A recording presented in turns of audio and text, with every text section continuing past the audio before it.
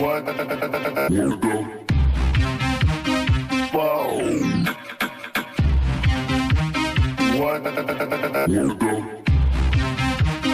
What the fuck?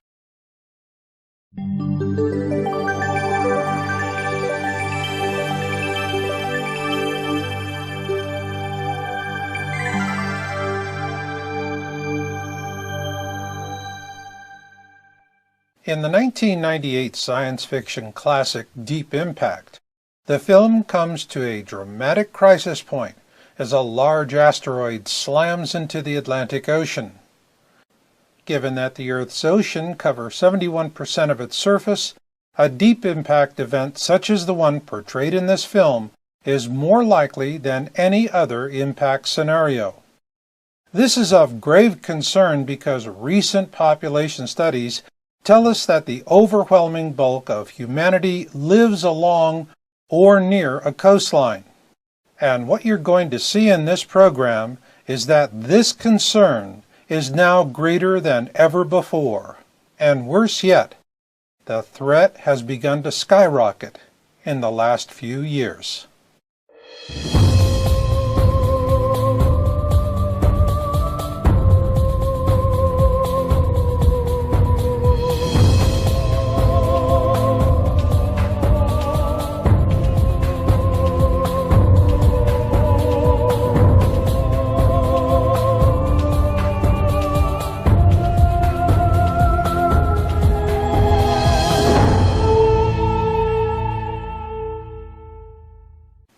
Deep within each of us is a racial memory of rocks falling out of the sky and killing people. And sometimes it's a little difficult for us to handle. So like children, we turn on all the lights, lock the closet door, jump into bed and pull the covers over our heads and say, if the monsters can't see me, they can't hurt me. Well, you know, there is a little bit of truth to that because asteroids and superbolides cannot see us. But that will not stop them from killing us. On February 15, 2013, a superbolide meteor blindsided everyone on the planet, including NASA and the Russian Air Defense System. Entering Earth's atmosphere at a shallow angle, it growled through the skies at 60 times the speed of sound and detonated over a remote region of the Chelyabinsk Oblast, at an altitude of 18.4 miles above the ground. Thankfully, nobody died, but nearly 1,500 people were injured, including 311 children. There were a few serious injuries, but most were hurt by glass falling on them, or worse, having shards of glass blown into their faces by the detonation as they looked out their windows to see what was growling across the sky. When the superbolide detonated, it was momentarily 30 times brighter than the sun, which caused hundreds to suffer eye pain and temporary flash blindness. This is because when the Chelyabinsk superbolide detonated, it released 30 times as much energy as the little boy uranium bomb dropped on Hiroshima on August 6, 1945. One can only imagine the death and havoc an event such as this would have created had it detonated over a major city like Paris, New York, Moscow, or London. And so as the story faded from the front page, as all stories do, it was out of sight and out of mind for most. But for a few in the science community, the event triggered a new awareness that perhaps we'd become complacent about the threat of an impact event. Nonetheless, when it does come, and it will do so with a vengeance, what will you do then? Where will you drive to when the streets become parking lots? And where do you hide from a mountain of water? Nowhere. This is why in the first program in this series, Planet X 101, Who, What, When, Where, Why, and How, we presented our initial analysis of fireball observation reports. Our source is the American Meteor Society, and you can learn more about this reporting site at amsmeteors.org. For over a year, we've been studying their reporting data, and what it told us is that for those living along a coastline, it's time to bust a move inland. In my case, it was from Santa Cruz on the northern California coast to Reno, Nevada. But that's just me. As for you, if you live along a coastline and you're watching this, then I also suggest you visit our site at yowza.com, that's YOWUSA.com, to read my article, It's Time to Bust a Move. Then you decide for yourself. In this program, we're going to give you a detailed analysis of AMS Meteor Observation Report data. Let's get started with yearly trends.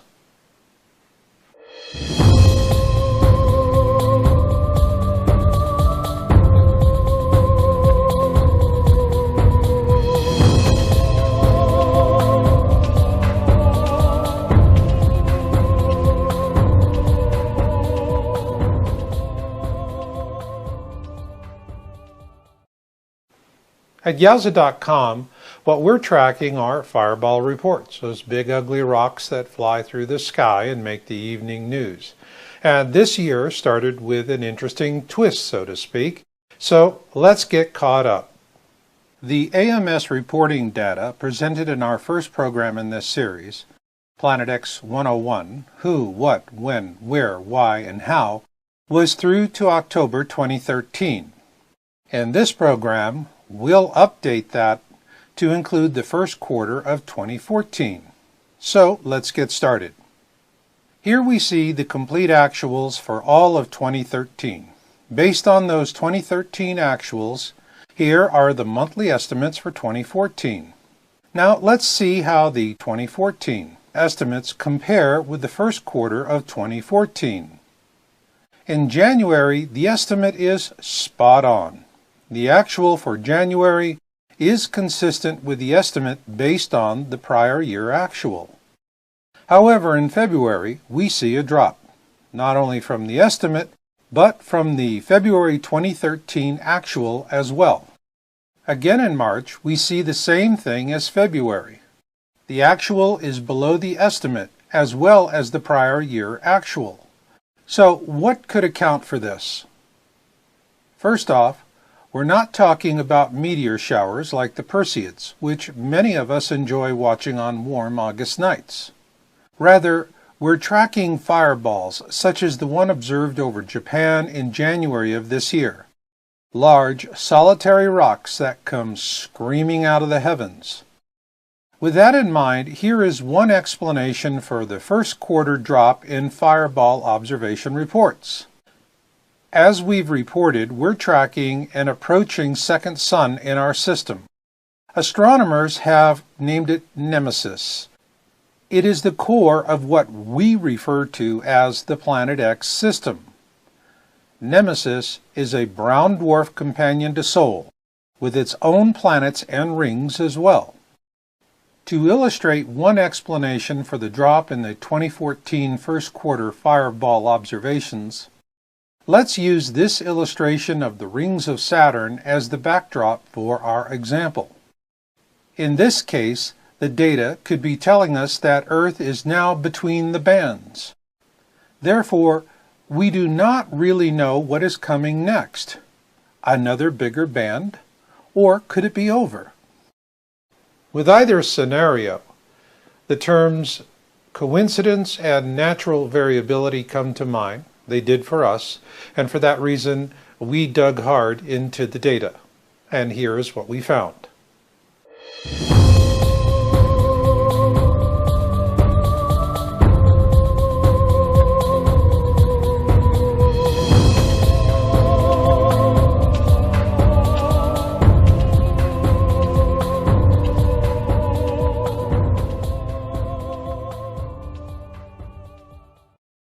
Let's assume that the brown dwarf at the core of the Planet X system is like the other massive objects in our solar system, in that it is also surrounded by rings. So, Are we encountering those rings? If so, how would it be expressed in the data? Let's see. For the purpose of this study, we're going to use a line graph instead of a bar chart. And here we are starting with the 2013 to 2014 actuals based on current AMS reporting data.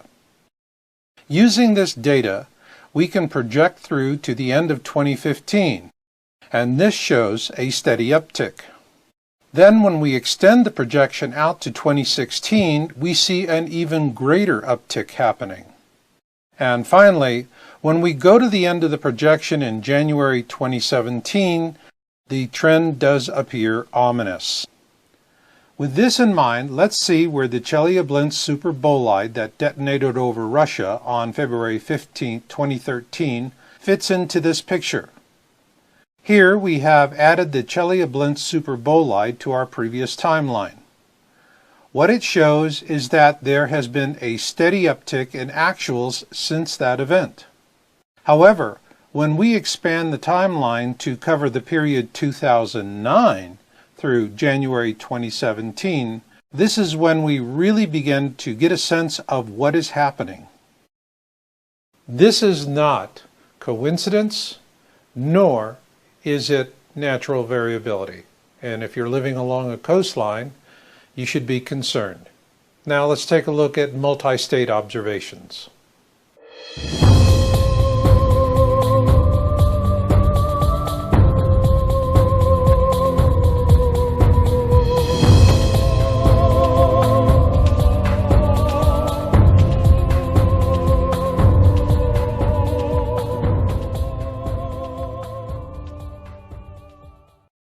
The interesting thing about the Chelyabinsk superbolide that detonated in the skies over Russia last year was that it came right out of the sun.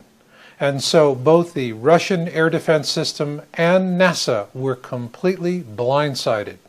This is why we take a special interest in multi-state fireball reports, as these tend to be large fireballs or superbolides with shallow trajectories such as the Chelyabinsk superbolide.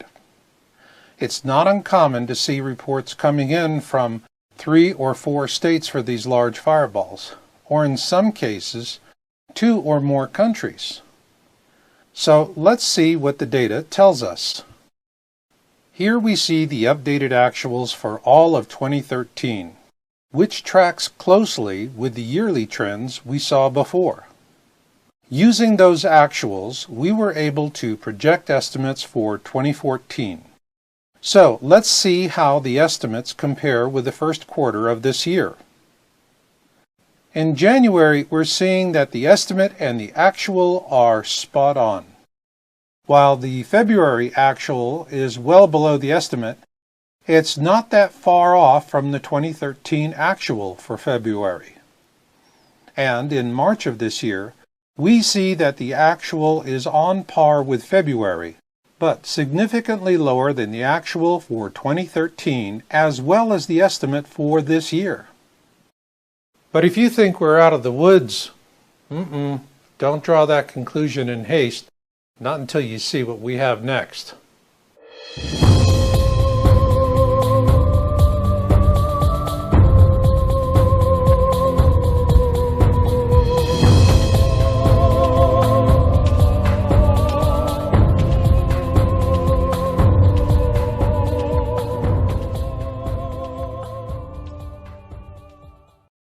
The AMS data set is very rich with many different types of data, but the one that really gets our attention the most are called huge events. In the first program in this series, Planet X 101, Who, What, When, Where, Why, and How, we introduced viewers to the AMS classification system, where mid-sized events get 6 to 20 reports, significant events get 21 to 50, and large events get 51 to 100.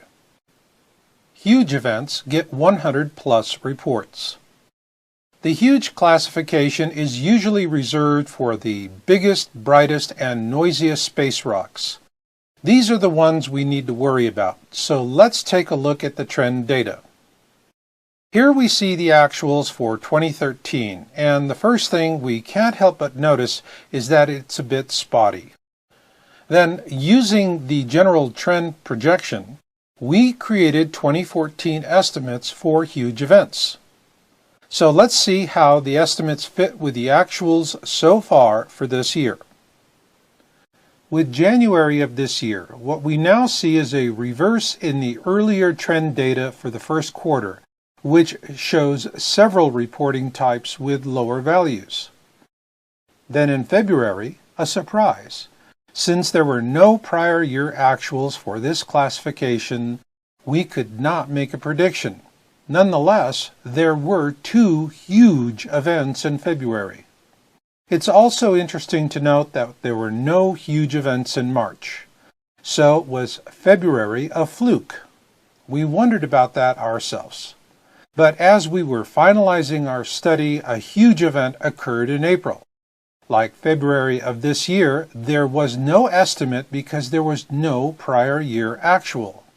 So while we are seeing a downward trend for the first quarter and the earlier categories we showed you, what we're seeing with the huge classification is anomalous and disturbing.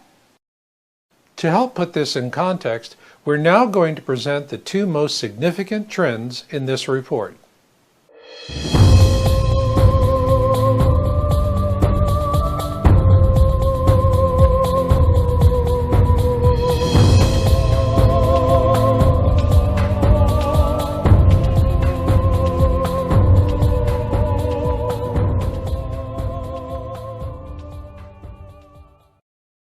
We're now going to show you the 2 most significant trends, huge events and multi-state events. We are going to use 2013 actuals for multi-state events and huge events to set a baseline for this comparison. And here we see the addition of the 2014 estimates, which track closely with the 2013 actuals. With this in mind, we are going to see how the first quarter of 2014 compares with the 2013 actuals and 2014 estimates. Here we see that January 2014 is right on track with the 2013 estimate for multi-state events, but a little higher for huge events. For multi-state events in February 2014, we see a drop below the 2013 actual level. However, huge events are still significantly above 2013 actuals and 2014 estimates. In March, we see the downward trend for multi-state events has leveled out a bit. But on the other hand, it has plummeted in terms of huge events. Once again, we factor in the late reporting data for huge events in April of 2014, and we see an uptick that does rise above the 2013 actuals and the 2014 estimates, while at the same time we're seeing a virtual flat line on multi-state events. In terms of similar reporting outside the U.S., we did not find any sources as competent or as thorough as the American Meteor Society. But this is what we did piece together. There was no significant reporting of fireballs until September 2013. Since then, we've been able to follow 2 principal areas. In Europe, we're seeing multi-country reports that span all the way across Europe, over the UK, and some even as far as Ireland. In Oceania, we're seeing multi-country reports that span the distance from New Zealand to Australia. These observations are based on the timestamps of the reports. Given that 71% of the surface of our planet is covered by oceans, we believe that unless these trends dramatically reverse themselves this year, there is a high likelihood of a deep impact event in our near future. This was a key factor in my own decision to bust a move from the Santa Cruz area of California to Reno, Nevada. Now, for those of you living along a coastline, I hope you take the information presented in this program to heart, and that you do the same. And just remember, every day of procrastination is one less day of survival options. And I'll leave it on that note. So until the next time we meet, remember Marshall's motto, destiny comes to those who listen and fate finds the rest. So learn what you can learn, do what you can do, and never give up hope. This is Marshall, and I'll catch you on the backside.